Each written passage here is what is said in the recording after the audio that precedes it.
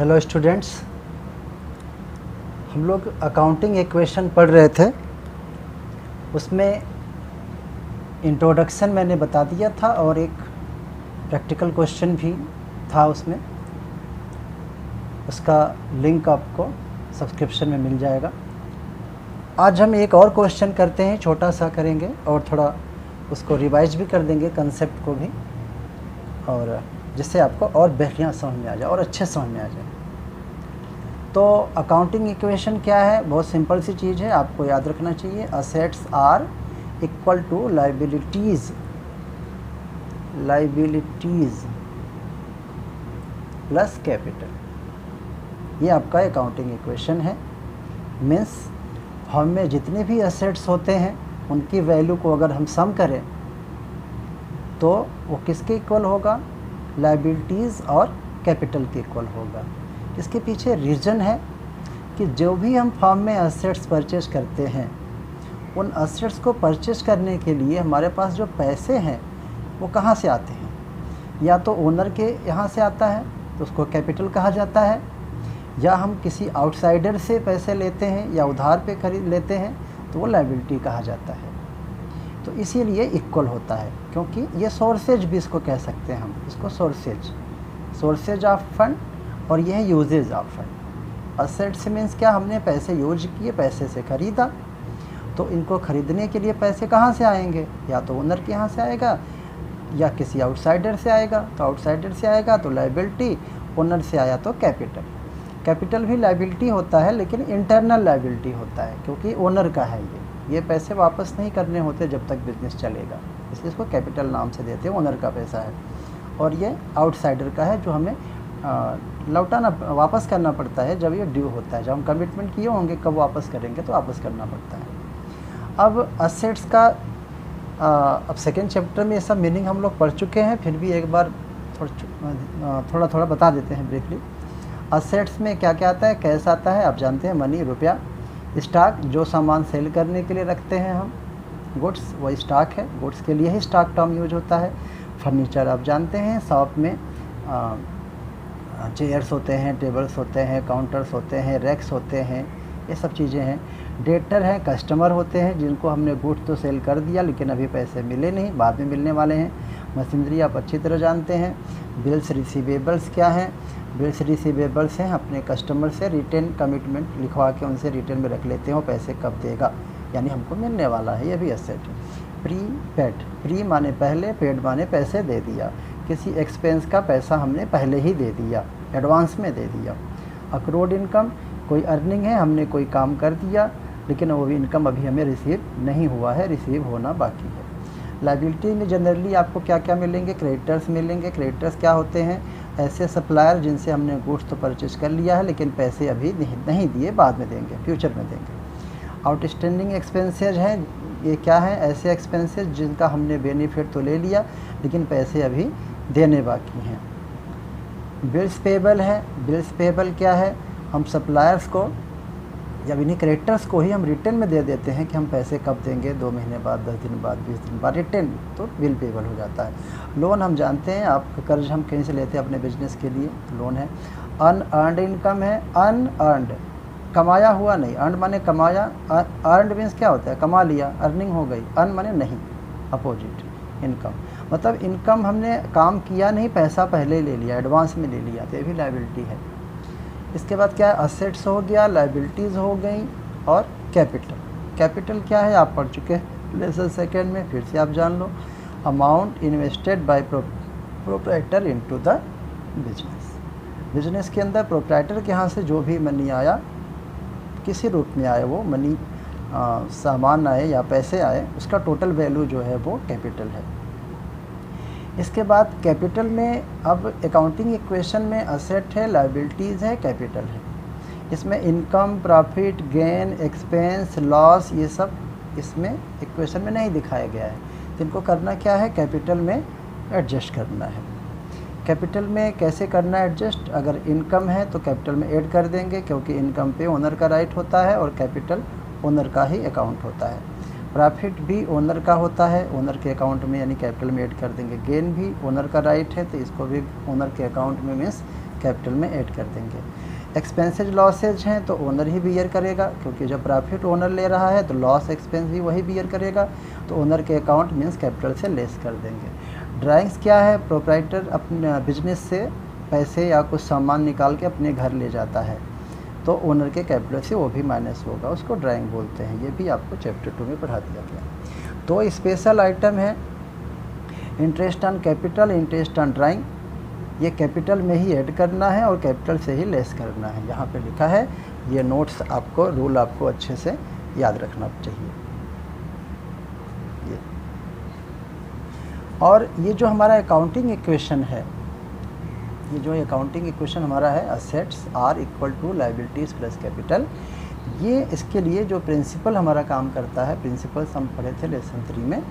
Dual aspect principle means every transaction affects at least 2 accounts. कोई भी transaction होगा उसका इफ़ेक्ट कम से कम 2 अकाउंट पे पक्का है होगा। अब वो 2 होंगे क्या, अब ये 2 इन्हीं में से होंगे, assets liabilities capital. Expense loss होंगे तो भी कैपिटल में ही एडजस्ट होगा, तो इन्हीं में से होंगे, कोई भी 2 हो सकता है। तो असेट्स हो सकते हैं, जैसे गुड्स परचेज़ किया तो स्टॉक हमारा आया, गुड्स आया, इंक्रीज हुआ और पैसे हमारा डिक्रीज हो गए। फर्नीचर परचेज किया तो फर्नीचर असेट है, इंक्रीज हुआ, कैश हमारा चला गया। या ऐसा भी हो सकता है कि एक असेट और एक लायबिलिटी पे इफेक्ट हो, जैसे हमने क्रेडिट पे गुड्स खरीदा उधार तो हमारा स्टॉक बढ़ गया, सामान आया, स्टॉक बढ़ गया और उधर हमारे ऊपर लायबिलिटी आ गई क्योंकि पैसे दिए नहीं, उधार पे खरीदे हैं। तो इस तरह से जो भी इफ़ेक्ट होगा किसी भी ट्रांजैक्शन का 2 अकाउंट में पक्का होगा, कम से कम 2 से ज़्यादा हो सकता है कभी कभार, लेकिन कम से कम 2 अकाउंट पे इफेक्ट होगा ही होगा। और उन 2 अकाउंट में से इसी तीनों के अंदर से वो 2 अकाउंट आएंगे। अब इसके बाद हम देखते हैं क्वेश्चन सॉल्व करते हैं। तो क्वेश्चन हमारा ये है, prove that accounting equation is satisfied in all the following transactions. आप मिस्टर सुनील कर। तो इस तरह से क्वेश्चन आता है आपके एग्जाम में कि आप प्रूव करो कि अकाउंटिंग इक्वेशन इज सेटिस्फाइड।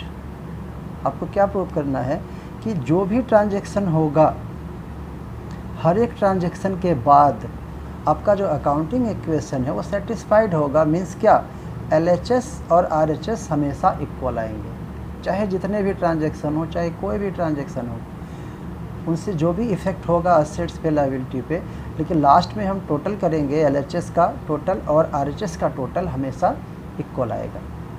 अगर इक्वल नहीं आ रहा है तो आपने कहीं ना कहीं मिस्टेक किया हुआ है।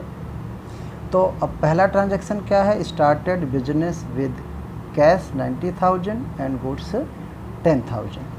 अब बिजनेस स्टार्ट करने का क्या मीनिंग होता है?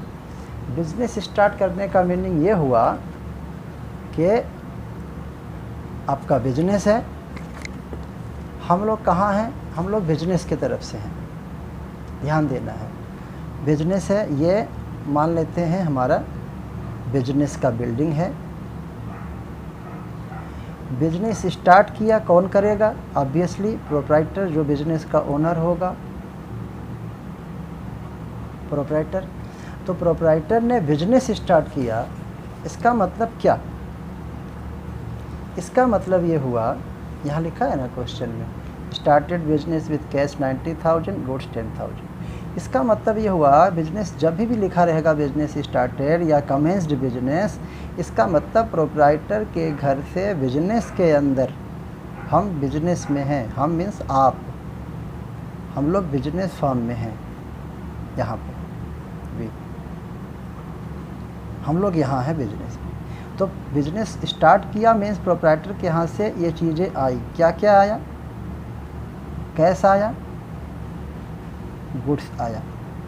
तो कैश आया और गुड्स आया। तो कैश और गुड्स आया हमारे पास, तो कैश में हम दिखा देंगे 90,000 और गुड्स मीन्स स्टॉक। स्टॉक कितने का आया है? 10,000। कैश आया 90,000 तो कैश में प्लस कर दिए, गुड्स आया 10,000 तो हम यहाँ पे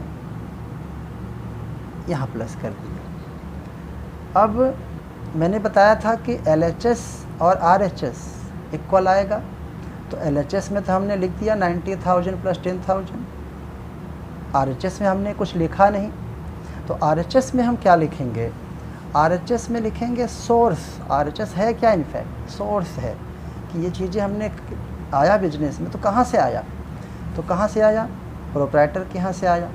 तो प्रोप्राइटर के नाम का जो अकाउंट होता है वो कैपिटल होता है, तो कैपिटल में हम दिखा देंगे 1 लाख रुपया। मीन्स जो सामान आया वो तो असेट में हो गया, ओनर से आया तो ओनर का 1 लाख रुपया, रुपया तो 90,000 ही है, लेकिन स्टॉक भी तो है, उसका भी तो वैल्यू है। 10,000 का स्टॉक आया, गुड्स आया, और 90,000 का कैश आया, तो कुल ओनर के घर से 1 लाख रुपए के वैल्यू का कैश या सामान आया। ये हमारा हो गया। अब तो इक्वल हो गया, हमारा इक्वल हो गया। फिर LHS में हो गया 1 लाख, LHS में 1 लाख हो गया, RHS में भी 1 लाख हो गया। बाकी जो आइटम हैं 0 0 0। अच्छा, ये जो आपका आइटम्स हैं, ये आपको पहले ही क्वेश्चन पढ़ के, हर एक ट्रांजैक्शन पढ़ के आपको देखना पड़ेगा कि जितने ट्रांजैक्शन हुए हैं उसमें असेट्स कौन कौन से हैं और लायबिलिटीज़ कौन कौन से हैं। कैपिटल तो रहता ही रहता है, ये आपको पहले से ही क्वेश्चन पढ़ के लिखना पड़ेगा। अब हम, ये हमारा इक्वेशन हो गया, ये फर्स्ट था हमारा क्वेश्चन था ये, और ये इक्वेशन है, ये हमारा पहला इक्वेशन है। अच्छा, इसका जो फॉर्मेट है, बुक में ट्रांजैक्शंस भी दिखता है इधर लेफ्ट हैंड साइड, तो फॉर्मेट कुछ भी हो, आपको कंसेप्ट मेन समझना है। फॉर्मेट तो आप अपने टीचर के अकॉर्डिंग, अपने बुक के अकॉर्डिंग आप देख सकते हैं, लेकिन मेन आपको कंसेप्ट समझना है। तो ये हमारा फर्स्ट इक्वेशन बन गया। अब सेकेंड ट्रांजैक्शन, मैंने क्या बोला था, कोई भी ट्रांजैक्शन होगा, ट्रांजैक्शन कुछ भी हो, लेकिन जो इफ़ेक्ट होगा अकाउंटिंग इक्वेशन पे वो हमेशा LHS और RHS बराबर आएगा। तो सेकेंड ट्रांजैक्शन है पेड रेंट इन एडवांस। किसने पे किया, हमने पे किया। हम कौन, बिजनेस फर्म को रिप्रेजेंट करते हैं हम लोग। तो यहाँ पे अज्यूम करना पड़ेगा, बिजनेस स्टार्ट तो प्रोप्राइटर करता है, और रेंट भी प्रोप्राइटर ही पे करेगा, लेकिन वो बिजनेस के पैसे से कर रहा है, तो मतलब हम बिजनेस को रिप्रेजेंट कर रहा है, तो हम बिजनेस को रिप्रेजेंट करें, हमने रेंट दिया, और लेकिन रेंट एडवांस में दिया। जैसे हम कोई बिल्डिंग है, किसी से किराए पर लेते हैं यूज़ करने के लिए, तो हमें एडवांस में किराया देना पड़ता है। तो पेड माने पैसा दिया, कितना पैसा दिया हमने, 4,000 दिया, तो कैश हमारा गया 4,000, और ये एडवांस रेंट दिया है, तो अभी ये खर्चा नहीं माना जाएगा, क्योंकि हम घर यूज किए नहीं, उसके पहले दे दिए, तो एडवांस रेंट है, तो इसलिए ये असेट में, ये खर्च नहीं माना जाएगा, क्योंकि अभी अभी हमने यूज किया ही नहीं, बेनिफिट लिया ही नहीं, उसके पहले दे दिया। तो ये हो गया, बाकी आइटम में कुछ नहीं है।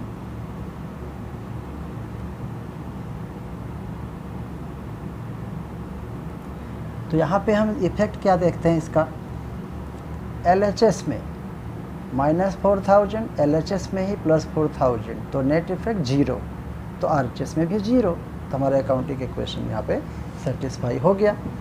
अब हमें क्या करना है, इसको हमें सम करना है।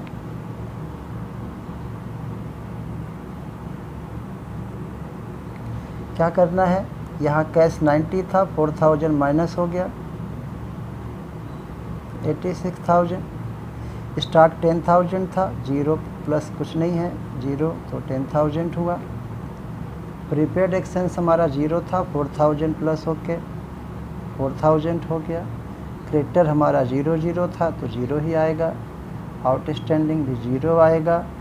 कैपिटल हमारा 1 लाख था, 1 लाख ही रहेगा। अच्छा, इसका इफेक्ट कैपिटल पे नहीं हुआ, क्यों नहीं हुआ? क्योंकि ये बिजनेस से पैसा गया है। ओनर क्या बार बार थोड़ी पैसा लाएगा, ओनर हो तो एक बार लगा दिया पैसे, अब उसी से बिजनेस चलता रहेगा। इसको बोलते हैं न्यू इक्वेशन, न्यू इक्वेशन। अब हम नेक्स्ट ट्रांजैक्शन देखते हैं क्या है। नेक्स्ट हमारा ट्रांजैक्शन है purchased goods for cash 45,000 and on credit 25,000। हमने गुड्स परचेज किया, गुड्स हमने परचेज किया, हमने मीन्स कौन? बिजनेस फर्म ने। हम बिजनेस फर्म को रिप्रेजेंट करते हैं। बिजनेस एंटिटी प्रिंसिपल आप लोग पढ़े थे कि business is treated as separate and distinct from owners and other persons. Business की पहचान अलग है। बिजनेस हमारा है, बताए थे कि बिजनेस की पहचान सबसे अलग है, चाहे कोई भी हो, चाहे ओनर ही क्यों ना हो, बिजनेस फर्म। तो हम बिजनेस फर्म के तरफ से हैं। तो हमने क्या किया? गुड्स परचेज किया। तो गुड्स हमने परचेज किया, कहीं से भी खरीदे, तो गुड्स हमारे पास आया,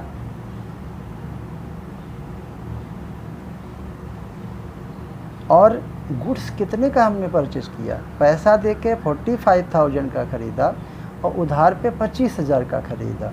तो गुड्स हमारे पास कितने रुपए का आया? तो गुड्स हमारे पास आ गया टोटल 70,000 का। लेकिन पैसा हमने कितना दिया है? ये हमने कैश से ख़रीदा 45,000 और ये हमने क्रेडिट पे ख़रीदा। तो पैसा तो हम लोगों ने 45,000 ही दिया, लेकिन सामान हमारे पास 70,000 का आया। तो पहले तो हम स्टॉक आया हमारे पास गुड्स 70,000 का, तो हम क्या करते हैं कि स्टॉक में दिखा देते हैं 70,000 का आया है, तो प्लस हुआ गुड्स मीन्स स्टॉक ये।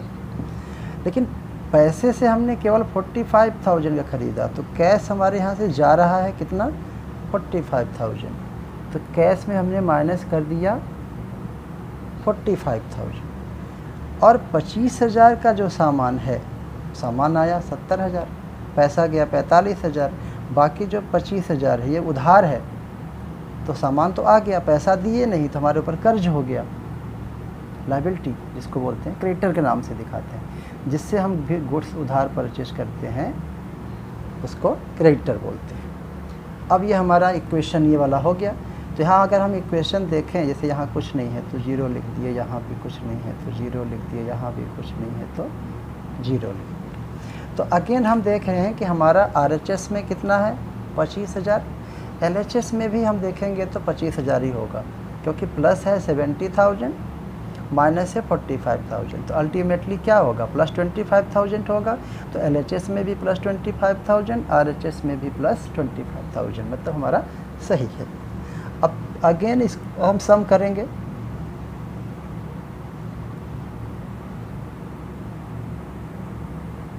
तो सम कर देते हैं, यहाँ माइनस है तो 0 0 0 1 4। स्टॉक हमारा 10 था, 70,000 का और आ गया, तो हो गया स्टॉक 80,000। प्रीपेड एक्सपेंस हमारा 4,000 था, प्लस कुछ भी नहीं है, 0 है तो 4,000। क्रेडिटर हमारा पहले 0 था, अभी 25,000 हमने उधार सामान खरीद लिया तो लायबिलिटी बढ़ गई। कैपिटल में हमारा 1 लाख है। ये भी फिर हमारा आ गया न्यू इक्वेशन। इसको भी हम प्लस करके देखेंगे तो इक्वल आएगा। जैसे RHS में है 1,25,000, तो LHS में भी हम टोटल करेंगे तो वही आएगा, 1,25,000 ही आएगा। आप सम करके देख सकते हैं। हमेशा कोई इक्वेशन है ना, ये तो हमेशा assets are equal to liabilities plus capital ही आएगा। तो ये इतना असेट है हमारा और ये लायबिलिटी है, ये कैपिटल है। अब हम देखते हैं नेक्स्ट हमारा ट्रांजैक्शन क्या है। नेक्स्ट ट्रांजैक्शन है सोल्ड गुड्स, ये है sold goods for cash 75,000, cost कितनी थी 40,000। मीन्स यहाँ से हम ये देखते हैं, तो अगेन वही हमारा बिजनेस फर्म है, हम यहाँ बैठे हुए हैं, तो हम गुड्स बेच रहे हैं, हमारे यहाँ से गुड्स जा रहा है। कितने का गुड्स जा रहा है 40,000 का। ये गुड्स गया, सेल करेंगे तो गुड्स गया, और पैसे से सेल किए तो पैसा आया, कैश आ रहा है हमारे पास, जिसको गुड्स देंगे उसी से पैसे आएंगे। तो लेकिन पैसा कितना आ रहा है 70,000, सामान कितने का गया 40,000, और पैसा आया 70,000। तो यहाँ हम करते हैं, गुड्स आया हमारे पास, सेल किए हैं, ये सेल किए हमने, सोल्ड गुड्स हमने सेल किया, तो गुड्स गया, तो स्टॉक से माइनस 40,000, पैसा आया हमारे पास 70,000। अब देखिए इक्वेशन भी बराबर तो हुआ नहीं, LHS में तो है, RHS में कुछ नहीं है। तो RHS में ये जो प्रॉफिट हुआ, गुड्स की हमारी कॉस्ट कितनी थी गुड्स की 40,000, और पैसे कितने आए, मीन सेलिंग प्राइस कितना है 70,000।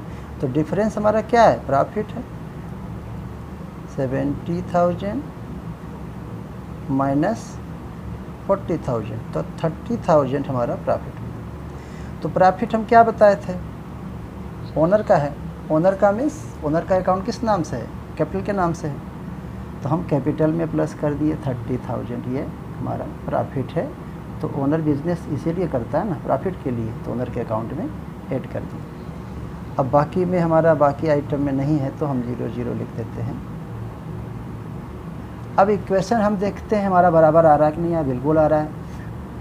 RHS में है +30, LHS में भी +30 ही आएगा, 70 प्लस है, माइनस 40 करेंगे तो नेट क्या होगा 30 आएगा, प्लस 30,000, यहाँ भी प्लस 30,000 आ गया। फिर हम इसको सम कर देते हैं, हमारा फिर न्यू इक्वेशन आ गया।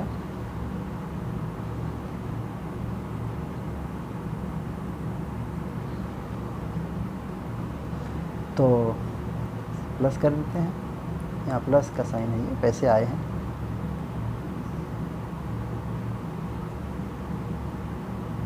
स्टॉक हमारा 80,000 का था, 40,000 का चला गया, क्योंकि हम सेल कर दिए, 40,000 हो गया। प्रीपेड में 4 था, 0 प्लस है, कुछ नहीं है, तो 4,000 ठीक है। क्रेडिटर हमारा 25,000 था, कुछ भी प्लस नहीं है, 0 है, तो 25,000। आउटस्टैंडिंग अभी तक आया नहीं है, वो तो पहले से कॉलम बना लेते हैं, ट्रांजैक्शन पढ़ के पहले से हम नोट कर लेते हैं क्या क्या है। कैपिटल हमारा 1 लाख रुपया था, 30,000 का प्रॉफिट हुआ, तो वो भी ओनर का, कैपिटल मीन्स ओनर अकाउंट, आप इतना याद रखना, ये हो गया। फिर न्यू इक्वेशन आ गया हमारा। अब नेक्स्ट ट्रांजैक्शन देखते हैं हम। नेक्स्ट हमारा ट्रांजैक्शन है, ये है ये पेड, माने पैसा दिया, किसने, हमने दिया। हमेशा आपको ये मान के चलना पड़ेगा, हमने किया। 2 जगह अपने को नहीं मानेंगे, प्रोप्राइटर है, बिजनेस स्टार्ट करना और पर्सनल यूज के लिए जाना प्रोप्राइटर करता है, बाकी हम लोग करते हैं, माने फर्म करती है। भले प्रोप्राइटर ही बैठ के करेगा सारा काम, लेकिन वो फर्म की तरफ से होके करेगा तो माना जाएगा फर्म ने किया। तो पेड सैलरी 5,000, ये पेड हमने कर दिया, माने पैसा दे दिया। और आउटस्टैंडिंग है, मीन्स अभी देना बाकी है, मीन्स काम करा लिए हैं एम्प्लॉई से, अभी दिए नहीं। तो पहले तो पेड किया, यानी पैसा गया 5,000, तो आप कैश से 5,000 लेस कर दो।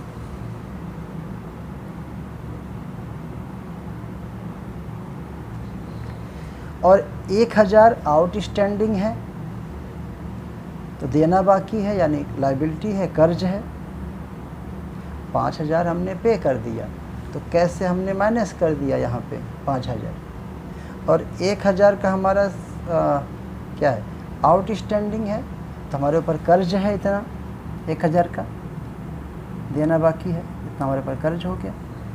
तो कुल हमारा खर्चा कितना हुआ, 6000 हुआ। तो पैसा हमने भले नहीं दिया, अक्रूवल कंसेप्ट क्या कहता है कि अगर हमने बेनिफिट ले लिया, काम करा लिया, तो वो एक्सपेंस है, रिकॉर्ड कर लेंगे, पैसे दिए चाहे नहीं दिए। तो हम 5000 दे चुके, पैसा और एक्सपेंस एक चीज़ नहीं है।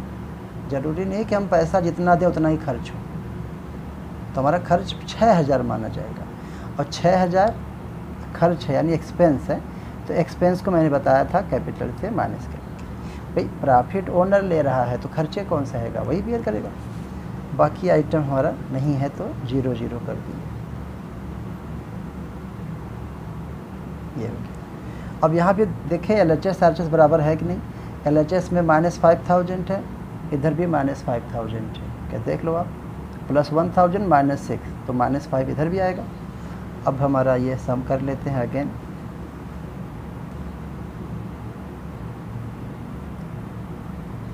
तो ये माइनस कर दिए हम, तो आया कितना, 1,06,000, stock 40,000, prepaid 4,000, creditor 25,000, outstanding expense 1,000, और कैपिटल 1,24,000।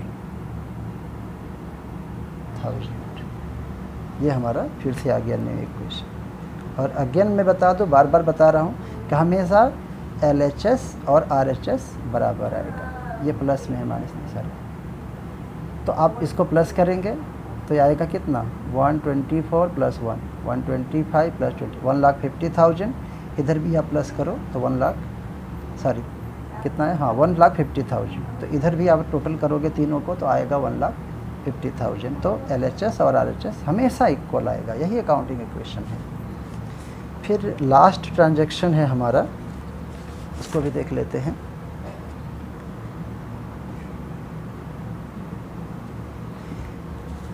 आखिरी ट्रांजैक्शन है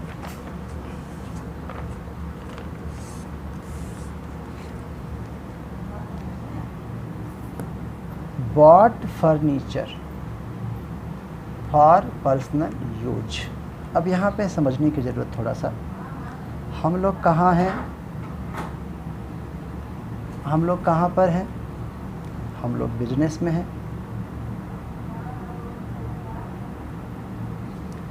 फर्नीचर खरीदा, लेकिन ये फर्नीचर हमने खरीदा ज़रूर, यानी पैसे तो गए फर्म से,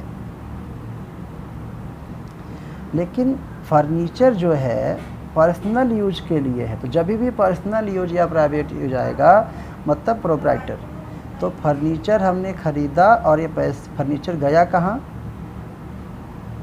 प्रोप्राइटर के पास। तो हमने फर्नीचर खरीदा ज़रूर, लेकिन वो प्रोप्राइटर के लिए खरीदा, तो फर्नीचर बिजनेस में नहीं आया, प्रोप्राइटर के यहाँ चला गया। तो पैसे तो फर्म से गए, तो फर्म का पैसा माइनस करेंगे।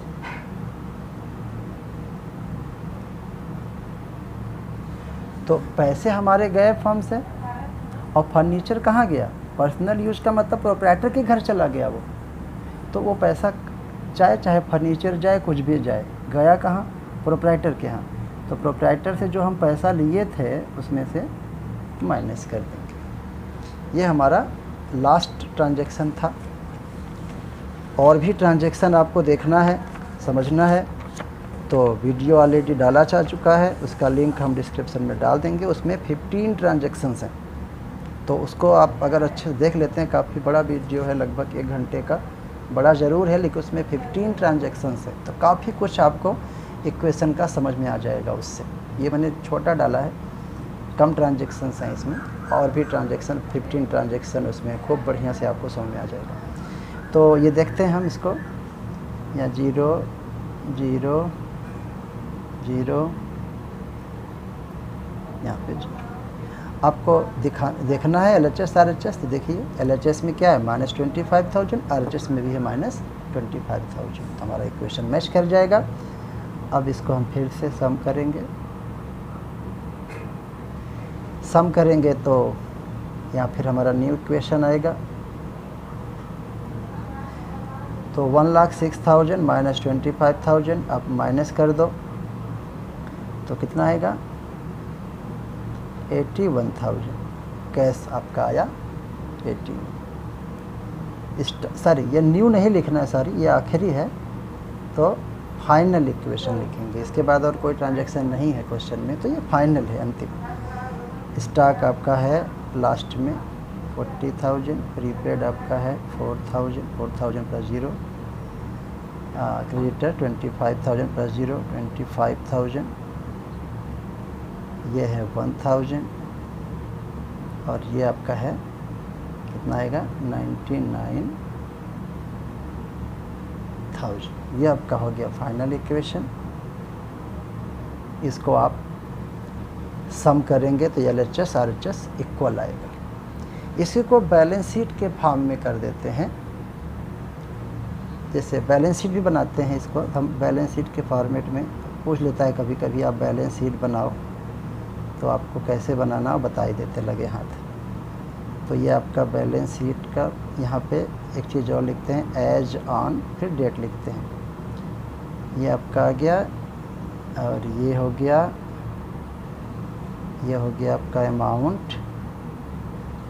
यहाँ आपका आ गया लाइबिलिटीज़, ये आपका आ गया असेट्स।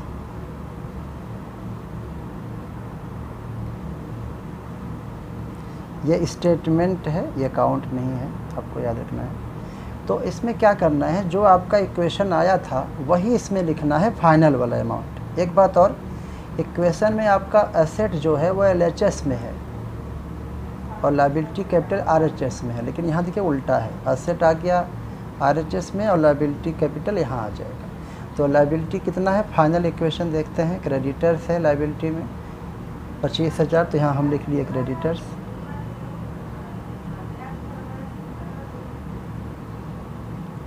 $25,000 और लायबिलिटी में क्या है, ये है आउटस्टैंडिंग एक्सपेंसेस। फाइनल वाला लिखना है बैलेंस शीट में, आउटस्टैंडिंग एक्सपेंस 1,000। कैपिटल भी लायबिलिटी में ही आता है, इंटरनल लायबिलिटी ही है, ये भी है, ये भी लायबिलिटी होता है लेकिन इंटरनल होता है। कैपिटल कितना था आपका, ये था 99,000। ये हो गया, 3 आइटम था इधर। असेट में क्या क्या हमारा है, ये कैश है 81, यहाँ लिख लेते हैं कैश इन हैंड लिखा जाता है, मतलब आपके बिजनेस में है 81,000। फिर क्या है 40,000 क्या था, स्टॉक था, आप यहाँ पे स्टॉक लिख दीजिए 40,000। फिर आपका ये क्या है, प्रीपेड एक्सपेंस है,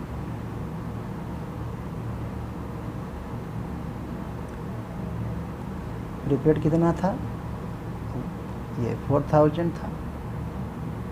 अब आपका इक्वेशन अगर सही है तो इसको टोटल करेंगे तो दोनों तरफ इक्वल आएगा। यही आपका पहचान है कि आपने सही किया। तो प्लस कर देते हैं, 99,000 प्लस 1,000, 1 लाख हो गया।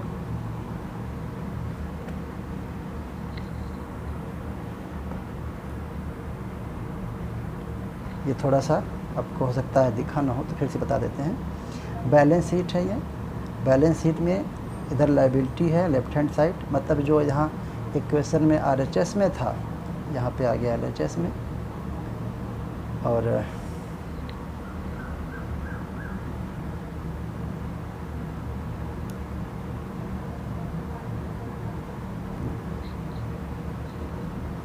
आपका ये जो RHS में था, जो LHS में था असेट्स, यहाँ आ गया RHS में। क्या था असेट्स में, कैश है कितना है 81, यहाँ लिख दिया। स्टॉक कितना है 40,000, यहाँ लिख दिया। असेट, ये असेट पूरा एक तरफ आ गया। फिर असेट में क्या था, प्रीपेड, यहाँ प्रीपेड लिख दिया। LHS में आपका क्या क्या था, क्रेडिटर 25,000, यहाँ लिख दिया क्रेडिटर 25,000। आउटस्टैंडिंग एक्सपेंस लास्ट वाला लिखते हैं, फाइनल वाला 1,000, यहाँ लिख दिया। फिर कैपिटल है, कैपिटल भी लायबिलिटी में ही आता है, इनफैक्ट ये लायबिलिटी ही है बट इंटरनल लायबिलिटी है ओनर का कैपिटल। हो गया। अब आप टोटल कर दीजिए, दोनों तरफ इक्वल आ गया मतलब आपका सही है, तो टोटल कर देते हैं। तो टोटल कर लीजिए आप 99,000 प्लस 1,000 1 लाख हो गया, प्लस 25,000। इधर भी प्लस कर लेते हैं 1,000 प्लस 4,000 5, और यहाँ हो गया 8 प्लस 4 12। ये आपका बैलेंस शीट मर्ज कर दिया, तो अकाउंटिंग इक्वेशन हो गया। तो अकाउंटिंग इक्वेशन का जो फाइनल अमाउंट होता है वही बैलेंस शीट में आता है। डिफरेंस ये है कि असेट वाला पूरा चला आया RHS में उल्टा, और जो LHS में था यानी लायबिलिटी कैपिटल वो इधर आ गया, बस हो गया। तो इसको आप अच्छे से समझ लीजिए। और एक और डाले हैं क्वेश्चन, उसका लिंक आप सब्सक्रिप्शन सॉरी डिस्क्रिप्शन में मिल जाएगा, उसको भी आप ज़रूर देखिएगा जिससे पूरा क्लियर हो जाए। उसमें 15 ट्रांजैक्शन है, बहुत ज़्यादा ट्रांजैक्शन है।